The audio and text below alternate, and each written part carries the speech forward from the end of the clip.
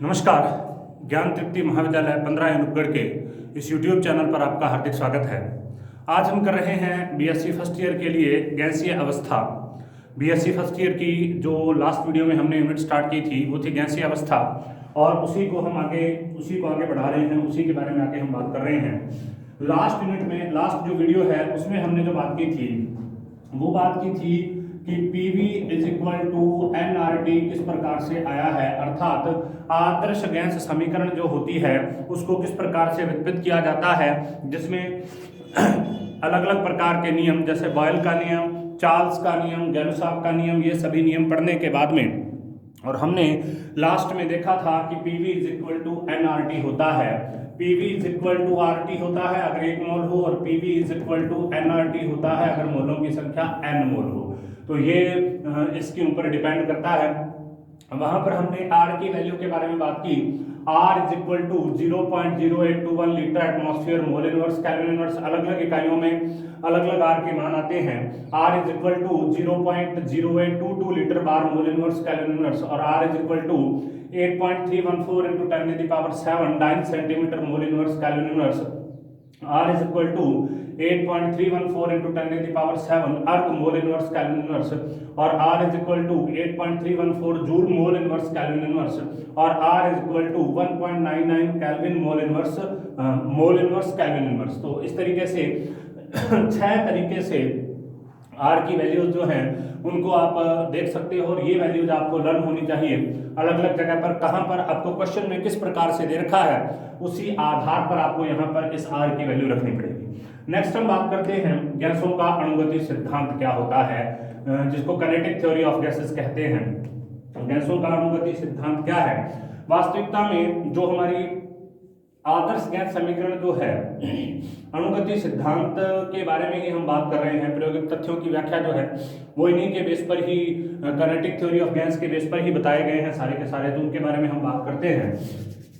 देखो, अब इसकी व्याख्या के लिए एक बर्नौली ने सन 1738 में एक नियम दिया, और बाद में जो ये गैसों का अणुगति समीकरण है इसमें क्लॉसियस ने अपना योगदान दिया, मैक्सवेल ने अपना योगदान दिया, बोल्ट्जमान ने अपना योगदान दिया, क्रॉनिक ने, केल्विन ने, वंडर वाल ने, इन सभी ने इसके अंदर योगदान दिया। और आगे ये हमारे पास में एक सिद्धांत आया जिसको बोलते हैं काइनेटिक थ्योरी ऑफ गैसेज, गैसों का अणुगति सिद्धांत, काइनेटिक थ्योरी ऑफ गैसेज या गैसों का अणुगति सिद्धांत। ठीक है, चलिए अब देखिए गैसों के अणुगति सिद्धांत के इंपॉर्टेंट पोस्टुलेट्स क्या हैं, गैसों के अणुगति सिद्धांत के प्रमुख अभिग्रहित क्या हैं, इनके बारे में हम बात करते हैं। सबसे पहला, प्रत्येक गैस, पोस्टुलेट्स को हम पढ़ेंगे, प्रत्येक पोस्टुलेट के बारे में हम समझते जाएंगे साथ साथ। इसके अनुसार प्रत्येक गैस छोटे कणों से मिलकर बनी होती है जिन्हें हम क्या कहते हैं, अणु कहते हैं। अर्थात कोई भी हमारे पास गैस है वो छोटे छोटे कणों से मिलकर बनी होगी, और इस प्रत्येक कण को हम क्या कहेंगे, मॉलिक्यूल या अणु कहेंगे। उसके बाद यहां पर वही परमाणु के सिद्धांत की तरह कि एक गैस के समस्त अणु एक दूसरे के बिल्कुल समान होते हैं, लेकिन ये अन्य गैसों के अणुओं से भिन्न होते हैं। मान लीजिए हमारे पास यहाँ पर हाइड्रोजन गैस है और यहाँ पर ऑक्सीजन गैस है, तो इसके अंदर जितने अणु ऑक्सीजन के होंगे वो सारे के सारे एक जैसे होंगे, और यहाँ पर जितने अणु हाइड्रोजन के होंगे वो सारे के सारे एक जैसे होंगे, लेकिन हाइड्रोजन और ऑक्सीजन के अणु अलग अलग प्रकार के होंगे। उसके बाद नेक्स्ट देखिए, गैसों के अणुओं को सूक्ष्म मतलब बहुत छोटे, गोल और कठोर कणों के, रिज्ड कणों के रूप में, रिज्ड जो पार्टिकल्स हैं उनके रूप में कल्पना की गई है, जिनका आयतन गैस के कुल आयतन की तुलना में नगण्य है। तो देखिए इसको हम समझते हैं। मान लीजिए हमारे पास यहाँ पर एक गैस है और इस पात्र का 10 लीटर आयतन है, तो इसके अंदर बहुत सारे जो अणु हैं वो भरे हुए हैं इस तरीके से। ठीक है, इस पात्र का जो आयतन है वो इस तरीके से, इसके अंदर बहुत सारे पार्टिकल्स भरे हुए हैं। ठीक है, तो हम यहाँ पर ये समझ रहे हैं कि किस प्रकार से इसके आयतन को नगण्य माना गया है, इतने सारे पार्टिकल इसके अंदर भरे गए हैं। अब हम क्या करते हैं, हम ये कहते हैं कि इसका आयतन कितना है, इसका आयतन है 10 लीटर, इसका आयतन कितना है, 10 लीटर आयतन है इसका पूरे का, जिसमें बहुत सारे पार्टिकल्स भरे गए हैं। अब अगर इसकी तुलना में मैं गैस के किसी एक पार्टिकल के आयतन के बारे में बात करूं, इसकी तुलना में इस पार्टिकल के बारे में, आयतन के बारे में बात करूं तो ये बहुत छोटा हिस्सा है। तो यहां पर क्या है, ये क्या है, ये गैस का एक अणु है, गैस के एक अणु का, गैस के एक अणु का आयतन, गैस के एक अणु का आयतन। और ये क्या है, ये है कुल, ये है कुल गैस का, कुल गैस का आयतन। तो यहां पर देखिए कुल गैस का आयतन तो इतना है, जबकि एक अणु का आयतन इतना है, तो इसका मतलब हम ये कह सकते हैं कि किसी गैस के एक अणु का आयतन उसके कुल आयतन की तुलना में नेग्लिजिबल होता है, नगण्य होता है। ये काइनेटिक थ्योरी ऑफ गैसेस कहती है कि किसी गैस के एक अणु का आयतन उस गैस के कुल आयतन की तुलना में क्या होगा, नेग्लिजिबल होगा, अर्थात नगण्य होगा। यहां पर हम दो चार चीजें और भी समझ सकते हैं कि गैस का पार्टिकल क्या है, कठोर है, रिज्ड है, सूक्ष्म प्रकार का गोल कण होता है, और गैस के अंदर क्या पाए जाते हैं, कण पाए जाते हैं। तीनों पोस्टुलेट्स हम यहां से कर सकते हैं कि गैस के क्या होते हैं, कण होते हैं। दूसरी बात, इस गैस के कण, मान लीजिए हाइड्रोजन है, इस गैस के कण ऑक्सीजन से अलग होंगे, ऑक्सीजन के हाइड्रोजन से अलग होंगे, ऑक्सीजन के कार्बन डाइऑक्साइड से अलग होंगे, कार्बन डाइऑक्साइड के कार्बन मोनोऑक्साइड से अलग होंगे। तो इस प्रकार प्रत्येक गैस के जो अणु होते हैं वो अलग अलग होते हैं, लेकिन एक गैस के सभी अणु क्या होते हैं, समान होते हैं। नेक्स्ट हम बात करते हैं, देखिए वापस इसी पर आते हैं, यहां पर देखिए। तो उसके बाद गैस के अणु लगातार गति में रहते हैं। यहां पर यह कहा गया है कि गैस के अणु जो होते हैं वो लगातार मोशन करते रहते हैं, गति करते रहते हैं। ये हर संभव दिशा में गति करते हैं, मतलब जिस तरफ भी संभव होता है उस सभी दिशाओं में ये गति करते हैं। इनका वेग बहुत अधिक होता है, ये हर संभव दिशा में गति करते हैं और इनका वेग बहुत अधिक होता है, और चाहे कोई भी दिशा हो ये सदैव सीधी रेखा में गति करते हैं। तो इसको समझिए, गैस, सबसे पहले तो गैस के अणु लगातार गति करते रहते हैं, पहली चीज। दूसरी, ये हर संभव दिशा में, मतलब गैस का पार्टिकल किसी भी अलग अलग प्रकार की दिशाओं में गति कर सकता है। तीसरी, इनका वेग बहुत ज्यादा होता है और किसी भी प्रकार की दिशा हो ये हमेशा सीधी रेखा में गमन करेंगे। उसके बाद जब ये पात्र की दीवारों के साथ टकराते हैं या परस्पर एक दूसरे के साथ टकराते हैं तब इनकी दिशा चेंज हो जाती है, लेकिन फिर भी ये सीधी रेखा के अंदर ही रहते हैं। इसको भी हम यहां पर ही समझते हैं। देखिए मान लीजिए यहां पर एक पार्टिकल है ये वाला, तो ये इसी सीधी रेखा में गमन करेगा और गमन करते हुए यहां पर टकरा देगा। यहां पर टकराने के बाद में वापस फिर इसी दिशा में आएगा, तो इसका मतलब टकराने के बाद में क्या होगा, इसकी दिशा बदल गई लेकिन रेखा क्या रहेगी, सीधी।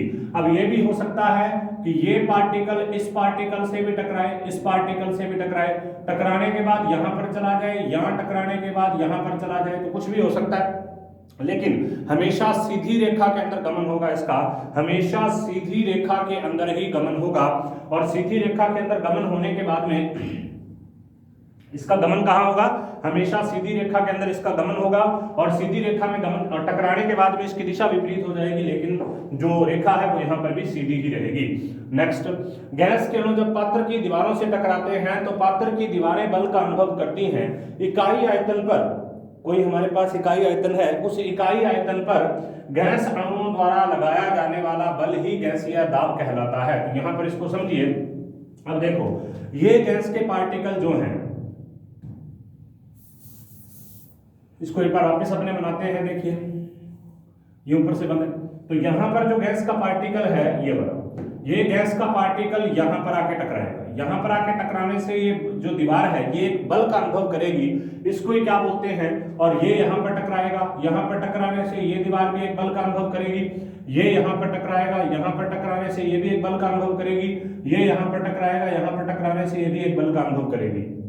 तो गैस का पार्टिकल, यहां पर ये गैस के पार्टिकल है अलग, गैस का पार्टिकल कोई कहीं पर भी टकराए, गैस का पार्टिकल कहीं पर भी टकराने पर वह जो गैस के, जब ये पात्र की दीवार के साथ टकराते हैं, ये क्या है, ये है दीवार, पात्र की दीवार है, ये पात्र की दीवार के साथ जब टकराते हैं तो पात्र की दीवार के साथ टकराने पर यहां पर क्या लगता है, यहां पर लगता है बल, और इसी को क्या कहते हैं, इसी को कहते हैं गैस का दाब, प्रेशर ऑफ गैस। इसी को क्या कहा जाता है, इसी को गैस का दाब कहा जाता है। तो इसका मतलब यह है कि गैस का पार्टिकल जब भी किसी जो हमारा पात्र है उसकी दीवार के साथ टकराएगा, तो दीवार के साथ टकराते ही वहां पर बल लगेगा और उसी बल को क्या कहते हैं, गैस का दाब कहते हैं। नेक्स्ट देखिए आगे ये हो गया। अब इसके बाद में देखिए अगला जो पोस्टुलेट्स है वो क्या कहता है। 4 पोस्टुलेट्स के बारे में हमने बात कर ली, 5 के बारे में छठा देखो।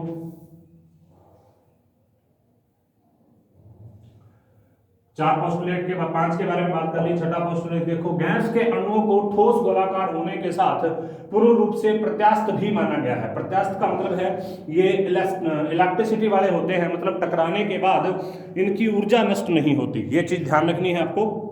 गैस के अणुओं को ठोस गोलाकार होने के साथ साथ पूर्ण रूप से प्रत्यास्थ भी माना गया है, पूर्ण रूप से प्रत्यास्थ भी माना गया है, परफेक्टली इलास्टिक भी माना गया है।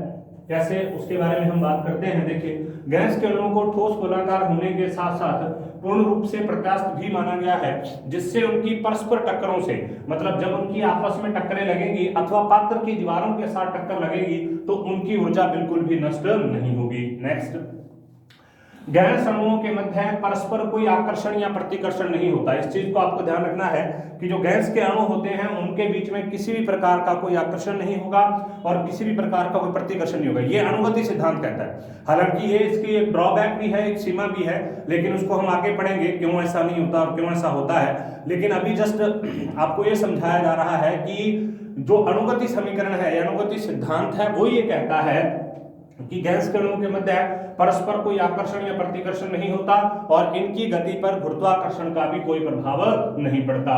नेक्स्ट, किसी गैस के समस्त अणुओं की औसत गतिज ऊर्जा, अब अणुओं के अंदर क्या पाई जाती है, गतिज ऊर्जा पाई जाती है, एवरेज काइनेटिक एनर्जी पाई जाती है, औसत गतिज ऊर्जा पाई जाती है। किसी गैस के समस्त अणुओं की औसत गतिज ऊर्जा का मान गैस के परम ताप के समानुपाती होता है। परम ताप T से लिखते हैं और हमेशा किसमें होता है, केल्विन में, हमेशा किसमें होता है, केल्विन में। तो हम ये कह रहे हैं कि किसी गैस के समस्त अणुओं की औसत गतिज ऊर्जा जो है उसका मान गैस के परम ताप के समानुपाती होगा। नेक्स्ट, समस्त अणुओं के वेग और ऊर्जा समान नहीं होते, मतलब हम ये कह रहे हैं कि किसी गैस के एक प्रकार के अणु हैं, अणु तो सारे के सारे समान होंगे, उनकी आकृति सभी की समान होगी, लेकिन समस्त गैस के जो अणु होंगे उनके वेग और ऊर्जा समान नहीं होते। इसी वजह से हमें गैस के लिए जो अणुओं की ऊर्जा है उसको औसत ऊर्जा लेना पड़ता है और जो उनका वेग है उसको औसत वेग लेना पड़ता है। तो 9 इसके पोस्टुलेट्स हैं। एक बार पुनः अपने पोस्टुलेट्स के बारे में बात कर लेते हैं। पोस्टुलेट्स इसके कौन कौन से उनके बारे में बात कर लेते हैं और फिर अपने आगे इसके जो किस तरीके से आया है काइनेटिक थ्योरी में, किस प्रकार से समीकरण बनती है उसके बारे में बात करेंगे। तो सबसे पहले, प्रत्येक गैस सूक्ष्म कणों से मिलकर बनी है जिन्हें अणु कहते हैं। किसी गैस के समस्त अणु एक दूसरे के बिल्कुल समान होते हैं लेकिन अन्य गैसों से भिन्न होते हैं। तीसरा, गैसों के अणुओं को सूक्ष्म गोलाकार और कठोर कणों के रूप में माना गया है जिनका आयतन गैस के कुल आयतन की तुलना में नगण्य होता है। गैस के अणु लगातार गति करते रहते हैं और हर संभव दिशा में गति करते हैं। इनका वेग बहुत अधिक होता है, चाहे कोई भी दिशा हो, ये सदैव सीधी रेखा में ही गति करेंगे। जब ये पात्र की दीवारों के साथ अथवा परस्पर एक दूसरे के साथ टकराते हैं तो किसी अन्य दिशा में गति करते हैं लेकिन फिर भी सीधी रेखा में ही गति करेंगे। नेक्स्ट, गैस के अणु जब पात्र की दीवारों से टकराते हैं तो पात्र की दीवारों पर एक बल लगाया जाता है जिसे हम क्या कहते हैं, गैस का दाब कहते हैं, जिसे हम कहते हैं गैस का दाब या गैसीय दाब। उसके बाद अगला पोस्टुलेट्स क्या है, गैस के अणुओं को ठोस गोलाकार के साथ साथ परफेक्टली इलास्टिक भी माना गया है, पूर्ण रूप से प्रत्यास्थ भी माना गया है, जिससे उनकी आपस में टक्करों से अथवा पात्र की दीवार के साथ टक्करों से ऊर्जा की हानि नहीं होती। उसके बाद गैस अणुओं के मध्य परस्पर कोई आकर्षण या प्रतिकर्षण नहीं होता। ये काइनेटिक थ्योरी ऑफ गैस कहती है कि गैस अणुओं के मध्य ना तो किसी प्रकार का आकर्षण पाया जाएगा और ना ही किसी प्रकार का प्रतिकर्षण पाया जाएगा और इनकी गति पर गुरुत्वाकर्षण बल का भी कोई प्रभाव नहीं पड़ेगा। नेक्स्ट, किसी गैस के समस्त अणुओं की औसत गतिज ऊर्जा जो है, औसत गतिज ऊर्जा क्यों ली गई उसके बारे में हम नेक्स्ट बात करेंगे। तो किसी गैस के समस्त अणुओं की औसत गतिज ऊर्जा का मान गैस के परम ताप के समानुपाती होता है। उसके बाद समस्त अणुओं के वेग व ऊर्जा समान नहीं होते, अतः अणुओं के वेग या ऊर्जा से तात्पर्य है उनका औसत वेग या औसत ऊर्जा। तो यहाँ पर 9 इसके पोस्टुलेट्स हैं जिसके अंदर हम वेलोसिटी के बारे में बात कर रहे हैं, जिसके अंदर हम वेग के बारे में बात कर रहे हैं, औसत वेग के बारे में बात कर रहे हैं, औसत ऊर्जा के बारे में बात कर रहे हैं, कई प्रकार की चीज़ों के बारे में हमने यहाँ पर बात की है। अब हम बात करते हैं गैसों के लिए अणुगति समीकरण का व्युत्पन्न करना। गैसों के लिए अणुगति समीकरण का व्युत्पन्न करना, तो सबसे पहले हम अणुगति समीकरण का यहाँ पर व्युत्पन्न करेंगे। देखिए, माना कि घन के आकार में एक बॉक्स है, ये एक बॉक्स है जो घनाकार है, ठीक है, क्यूब शेप्ड है, घनाकार प्रकार का एक बॉक्स है, जिसमें कोई भी गैस भर ली। अब सबसे पहले बॉक्स की एक भुजा की लंबाई L है, मतलब एक जो इसकी ये भुजा है, इसकी लंबाई अगर L है तो सभी की लंबाई L ही होगी, क्योंकि क्यूब के अंदर जितनी भी इसकी भुजाएं होती हैं, जितने भी इसके ये भुजाएं हैं, उन सभी के मान क्या होते हैं, समान होते हैं। उसके बाद दूसरा, गैस में विद्यमान कुल अणुओं की संख्या को हम हमेशा n से मानते हैं, तो n ही होगा। तीसरा, प्रत्येक अणु का द्रव्यमान क्या है, m, और अणुओं का जो औसत वेग है, मध्य वेग का मतलब होता है औसत वेग, वो कितना होगा, vx सेंटीमीटर प्रति सेकंड। अब देखो vs, क्योंकि वेग जो होता है उसको दूरी बटा समय से लिखा जाता है, तो इसको हमने यहाँ पर दूरी सेंटीमीटर के अंदर मान ली और समय यहाँ हमने सेकंड के अंदर माना है, इस वजह से हम यहाँ पर vx सेंटीमीटर प्रति सेकंड लिख रहे हैं। माना कि एक अणु घनाकार बॉक्स की आमने सामने की दो दीवारों, मतलब A और B, घनाकार बॉक्स की आमने सामने की दो दीवारों A और B के बीच में गति कर रहा है, अतः वह बार बार, अब वो दीवार A से टकराएगा, A से टकराने के बाद में B से टकराएगा। A से टकराएगा तो उसका वेग क्या हो जाएगा, vx, B से टकराएगा तो उसका वेग क्या हो जाएगा, माइनस vx, क्योंकि ये क्या हो जाएगा, माइनस दिशा परिवर्तित होगी तो ऋणात्मक हो जाएगा ये, ठीक है। चूंकि अणु पूर्णतः प्रत्यास्थ है, अतः दीवार A से टकराने से पहले और टकराने के बाद उसका वेग वही रहेगा। अब हमने ये कहा है कि ये अणु क्या है, प्रत्यास्थ है, तो प्रत्यास्थ होने के कारण दीवार A से टकराने से पहले और दीवार A से टकराने के बाद, या दीवार B से टकराने से पहले या दीवार B से टकराने के बाद उसका वेग हमेशा वही रहेगा, बस उसकी दिशा बदल जाएगी। संवेग क्या होता है, संवेग होता है द्रव्यमान इंटू वेग, तो टक्कर मारने से पूर्व का संवेग क्या हो जाएगा, mvx, और टक्कर मारने के बाद का संवेग क्या हो जाएगा, माइनस mvx। प्रत्येक टक्कर में संवेग परिवर्तन क्या हो जाएगा, प्रत्येक टक्कर में पूर्व का संवेग माइनस बाद का संवेग, इन दोनों को माइनस करेंगे, माइनस माइनस प्लस, ये माइनस है, माइनस माइनस प्लस, तो क्या हो जाएगा, 2 mvx। प्रत्येक टक्कर में संवेग परिवर्तन कितना हो जाएगा, 2 mvx हो जाएगा, ठीक है। नेक्स्ट देखिए, हमने ये देख लिया कि A और B के बीच की दूरी कितनी है, L सेंटीमीटर है। A और B के बीच की दूरी, यहां से A और B, इसके बीच की दूरी क्या है, L सेंटीमीटर है। अतः एक टक्कर के बाद दूसरी टक्कर लगाने के लिए अणु को दो बार दूरी तय करनी पड़ेगी। देखो, सबसे पहले अणु A पर है, इसका मतलब क्या है, अणु A पर आया, A पर आने के बाद अणु B पर गया, B से वापस जब A पर आएगा, मतलब A के साथ पहली टक्कर और A के साथ ही दूसरी टक्कर। सबसे पहले A पर टकराया वो, जैसे इसको यहाँ पर देख सकते हैं, देखो मान लीजिए कण यहाँ पर टकरा रहा है, ठीक है, मान लीजिए कण कहाँ पर टकराया, यहाँ पर टकराया। अब ये यहाँ पर जाएगा, यहाँ पर जाने के बाद में वापस जब यहाँ पर आएगा तभी तो ये वापस A पर टकरा सकता है, तो इसका मतलब जाके और वापस आएगा तो 2L दूरी तय करेगा, ठीक है। L सेंटीमीटर है, एक टक्कर के बाद दूसरी टक्कर लगाने के लिए हमको 2L दूरी तय करनी पड़ती है। क्योंकि इसका वेग कितना दे रखा है हमने, vx सेंटीमीटर स्क्वायर, अर्थात अणु vx सेंटीमीटर दूरी को 1 सेकंड में तय करता है, और 2L दूरी को तय करने में क्या करेगा, 2L upon vx centimetre, vx आ जाएगा, vx प्रति सेकंड। तो एक टक्कर में लगने वाला समय कितना है, समय है 2L upon vx second, 2L upon vx second. v यहाँ पर क्या है, वेग है।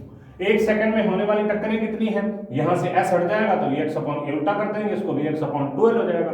एक टक्कर में होने वाला संवेग परिवर्तन हम ऑलरेडी निकाल चुके हैं, ये रहा 2 mvx।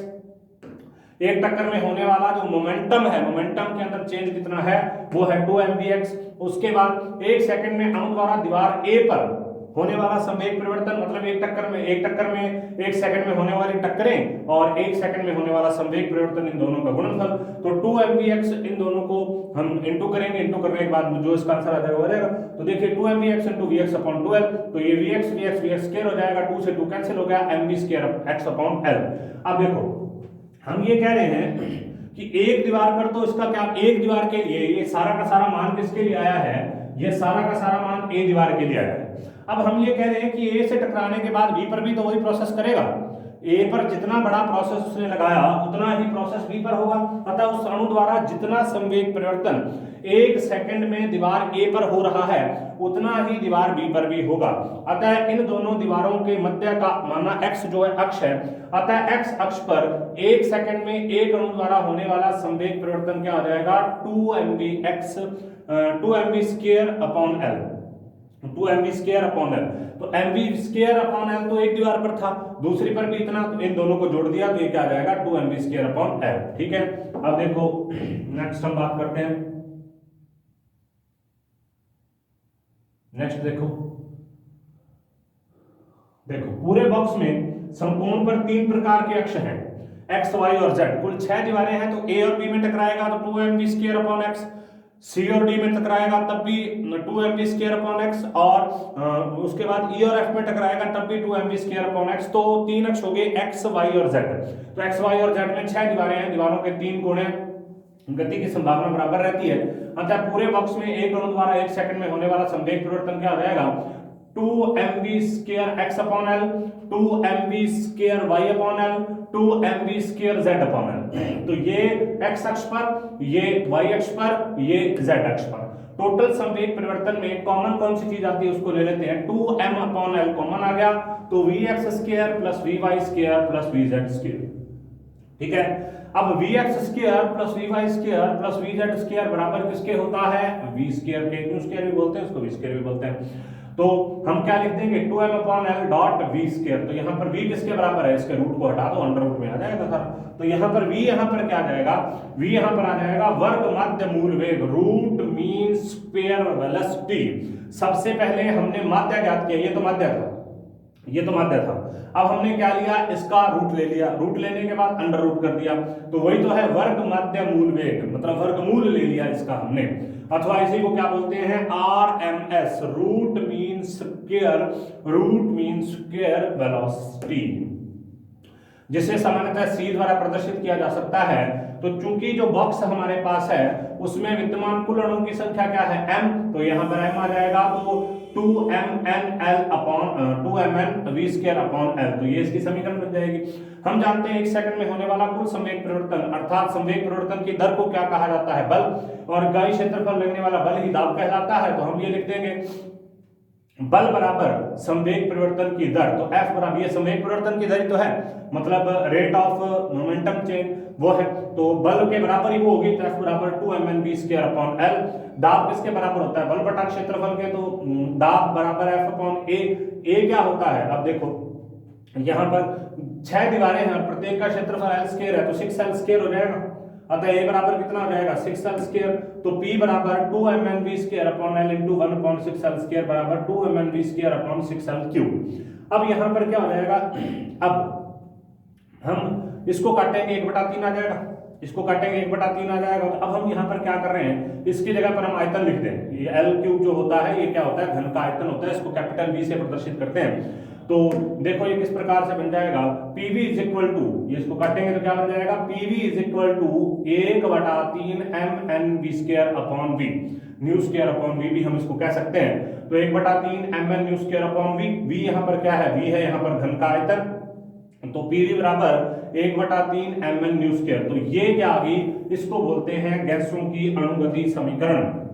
मैं यहाँ लिख देता हूं PV बराबर 1/3 mn new square upon v।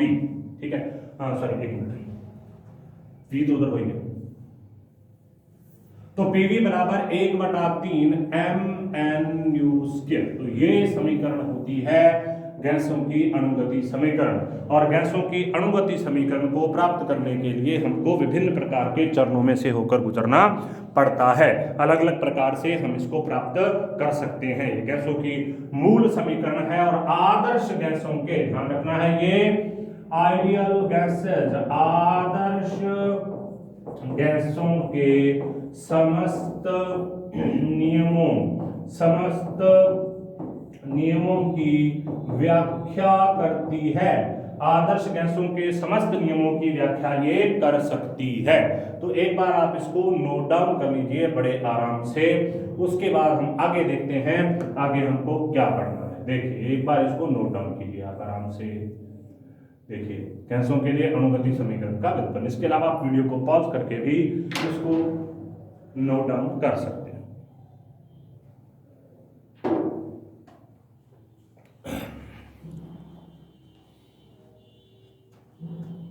इसको एक बार आप नोट डाउन कर लीजिए और किस प्रकार से यहां पर ये है।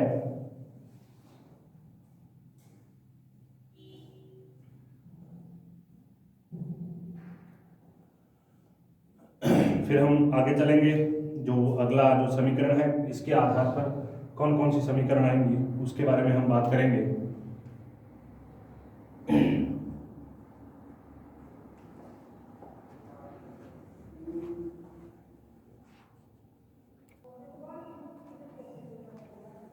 उसके बाद आगे ये है किस प्रकार से हमने आरएमएस को ज्ञात किया, आरएमएस क्या होता है, किस प्रकार से हम उसको ज्ञात करते हैं, ये सब कुछ अभी हमने बात की।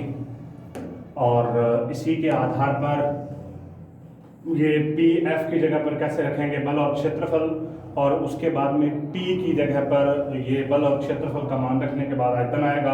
आयतन के बाद में हमारी जो मेन समीकरण है जिसे हम कहते हैं P V is equal to 1/3 mnv², उसका निर्माण हो जाएगा। ठीक है, तो समीकरण 6 जो है, ये समीकरण जो है, इस समीकरण को गैसों की अणुगति समीकरण कहा जाता है और ये मूल समीकरण है। नेक्स्ट देखिए बॉयल करने, आगे हम बात करते हैं बॉयल करने। अब यहां पर ही अब हम इस अणुगति समीकरण के आधार पर ही विभिन्न प्रकार के नियम जो हमने पढ़े हैं, बॉयल का नियम, चार्ल्स गैरुसाक का नियम, इन सभी नियमों की विस्तृत व्याख्या करेंगे कि किस प्रकार से नियम यहां पर लागू होते हैं। देखिए अणुगति सिद्धांत के अभिग्रहित के आधार पर, अणुगति सिद्धांत के अभिग्रहित के आधार पर गैस के अणुओं की औसत गतिज ऊर्जा उनके परमताप के समानुपाती होती है। ये अणुगति में हमने एक पोस्टुलेट पढ़ा था कि गैस के जितने भी अणु हैं उसकी औसत गतिज ऊर्जा किसके बराबर होगी, उसके परमताप के। तो औसत गतिज ऊर्जा क्या होती है, 1/2 mv² समानुपाती होगी टी के। टी यहाँ पर क्या है, टी यहाँ पर है एब्सोल्यूट टेम्परेचर परमताप। तो 1/2 mv² बराबर किसके हो जाएगी, kT के यहाँ पर एक नियतांक है। तो अब हम क्या करें, दोनों तरफ 2/3 का गुणा कर दे, तो 2/3 दोनों तरफ गुणा कर दिया, तो यहाँ पर तो 2 से 2 कैंसिल हो गया, तो 1/3 आ गया, और यहाँ पर क्या आ जाएगा 2/3। तो समीकरण क्या बन जाएगी, 1/3 mnv²। तो n अणुओं के लिए है, तो n अणुओं के लिए ऐसे है कि 1/3 mnv² बराबर 2/3 nkt। समीकरण 6 और 7 से अब यहाँ पर देखो, ये 1/3 mnv² है, ये भी 1/3 mnv² है, किसके बराबर है, pv के। mnu² है, किसके बराबर है, pv के। तो इसका मतलब ये भी किसके बराबर हो जाएगा, pv के बराबर हो जाएगा। तो इसका मतलब pv बराबर क्या हो जाएगी, 2/3 nkt। समीकरण 8 में 2/3 और k दोनों स्थिरांक है, तो देखो ये भी स्थिरांक और ये भी स्थिरांक है। अतः गैस की अगर मात्रा निश्चित हो, अर्थात n भी यहाँ पर स्थिरांक हो, तो pv समानुपाती किसके हो जाएगा, t के समानुपाती हो जाएगा। मतलब ये तो स्थिरांक है, ये भी एक स्थिरांक है, अगर हम इसको भी स्थिरांक कर दें तो pv समानुपाती t के हो जाएगा, और यही बॉयल का नियम होता है। pv समानुपाती किसके हो जाएगा, स्थिरांक के। pv टेम्परेचर को भी जब हमने स्थिर कर दिया तो pv समानुपाती किसके हो जाएगा, pv समानुपाती हो जाएगा स्थिरांक के। और यही नियम है बॉयल का, हमने इसी के बारे में पढ़ा था पिछले वीडियो में, उसमें आप इसको देख सकते हैं किस तरीके से इसमें स्थिरांक किया गया। तो यहाँ पर क्या आ जाएगा, स्थिर n और t पर pv बराबर स्थिरांक, और यही बॉयल का नियम होता है। नेक्स्ट है चार्ल्स का नियम, समीकरण 8 से। समीकरण 8 में vt बराबर 2/3 nkT। समीकरण क्या थी, पहले तो इस समीकरण को हम देखते हैं। ये समीकरण थी, ये वाली जो समीकरण 8 है, समीकरण 8 को यहाँ पर मैं लिख देता हूँ, pv is equal to 2/3 nkt। अब इस समीकरण को हम इस समीकरण में बदल देते हैं। ठीक है, हमने क्या किया, इस p को उठाकर इधर लेके आए, इस p को इस तरफ लेके, ठीक है, तो यहाँ इसको घुमा दिया, तो vt बराबर 2/3 nk इंटू p आ गया। अब उसके बाद देखिए, तो vt बराबर क्या, ये सारा देखो, ये सारा का सारा तो स्थिरांक है, ये स्थिरांक है, ये भी स्थिरांक है, इसको भी स्थिरांक कर दिया, अगर अपने दाब भी स्थिरांक कर दिया, यदि n और p दोनों स्थिर हो, मतलब दोनों को कांस्टेंट कर दें, तो vt बराबर स्थिरांक तो क्या आ जाएगा, v1/t1 बराबर v2/t2। और यहाँ पर क्या आ जाएगा, p1v1 equal to p2v2, p1v1 equal to p2v2। तो यही हमने पहले भी पढ़ा था, चार्ल्स का नियम भी। दूसरा चार्ल्स का आ गया, पहला बॉयल का आ गया। नेक्स्ट है आदर्श समीकरण, ये समीकरण 8 होती है। अब समीकरण 8 में यदि हम ये मान लें कि 2/3 के बराबर किसके, आर के। समीकरण में 2/3 के बराबर किसके, आर के, और यहां पर हम आर रख दें, ये के हटा दें, 2/3 हटा दें, तो समीकरण क्या बन जाएगी, पीवी बराबर एनआरटी बन जाएगी। के और आर दोनों स्थिरांक है। उसके बाद है अवोगाद्रो का नियम। माना दो गैसें हमारे पास हैं, एक गैस है फर्स्ट और दूसरी गैस है सेकंड, ठीक है। दो प्रकार की हमारे पास गैसें हैं, एक फर्स्ट प्रकार की गैस है और एक सेकंड प्रकार की गैस है, ठीक है। फर्स्ट दाब और आयतन की समान परिस्थितियों में अनुगति समीकरण को हम लिख सकते हैं कैसे, PV = 1/3 m1 n1 v1 की स्क्वायर और PV = 1/3 m2 n2 v2 की स्क्वायर।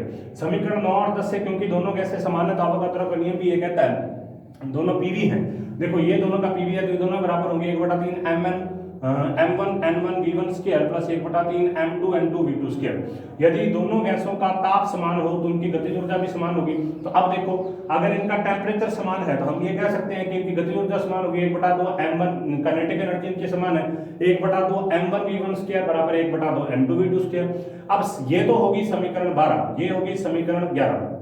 अब हम क्या करते हैं, इस समीकरण में इसका भाग दे देते हैं, तो 1/3 m1 n1 v1 square upon 1/2 m1 v1 square बराबर 1/3 m2 n2 v2 स्क्वायर बटा 1/2 m2 v2 स्क्वायर। तो यहाँ से सारा कुछ कट जाएगा और बचेगा क्या, यहाँ से बचेगा केवल n1 और n2, ठीक है।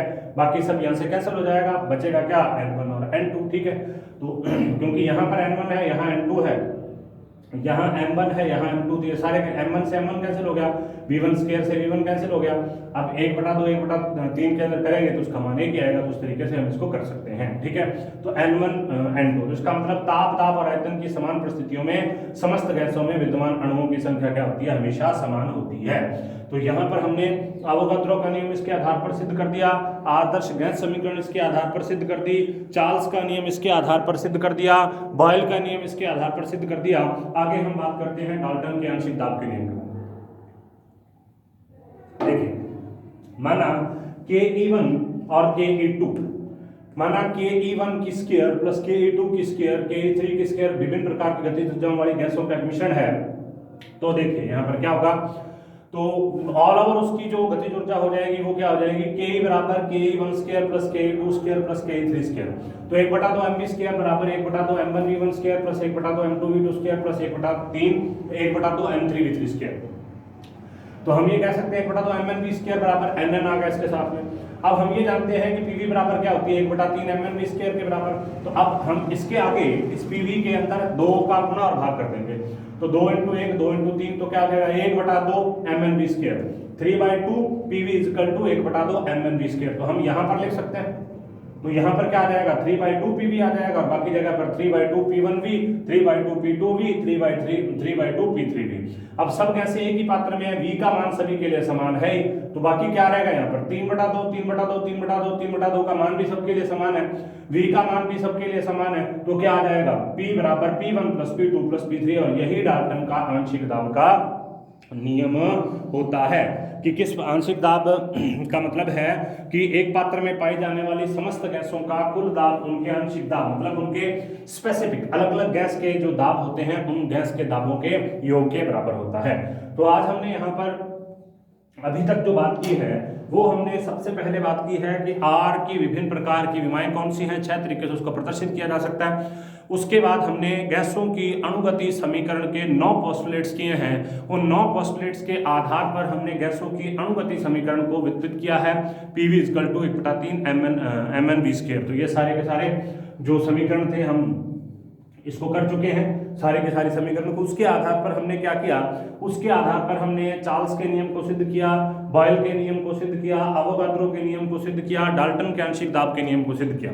अगली वीडियोस में हम ग्राहम के विसरण नियम को सिद्ध करेंगे और प्रासरण दाब वगैरह कुछ 1-2 नियम और हैं, उन सभी चीजों को हम अगली वीडियो के अंदर सिद्ध करेंगे किस तरीके से होता है, और आगे की बातों को हम वहां पर करेंगे। तब तक आप इन वीडियो को देखते रहें। अगर आपको कोई भी प्रॉब्लम आती है तो आप कमेंट सेक्शन में कमेंट कर सकते हैं या डायरेक्ट मुझसे भी संपर्क कर सकते हैं। धन्यवाद।